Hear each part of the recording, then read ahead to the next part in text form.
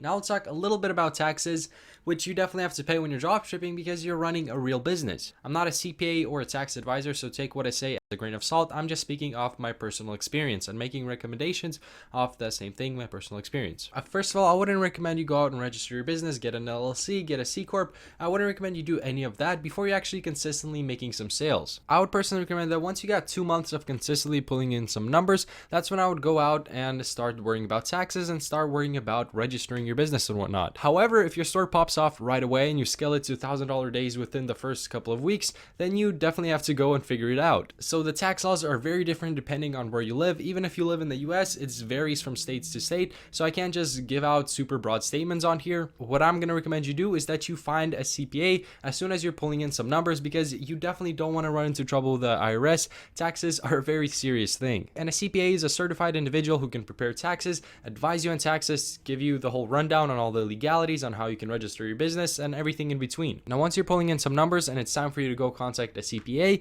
if you don't know anybody that's a CPA or you don't have anybody that you trust that can recommend a CPA for you, I would recommend you just go on Google and type in CPA near me. You're going to get a bunch of results of people in your area. Some of them will even have reviews that you can read through. So hop on a call with a few of them, talk to them, explain your situation, and then just choose one that you feel best about. And that's pretty much all I can say for taxes. That's what I did. I wouldn't recommend you guys try to figure all the taxes out for yourself, because a CPA can actually not only save you a ton of money, but it's going to save you a ton of headache, and you can focus on growing the business instead of focusing on taxes.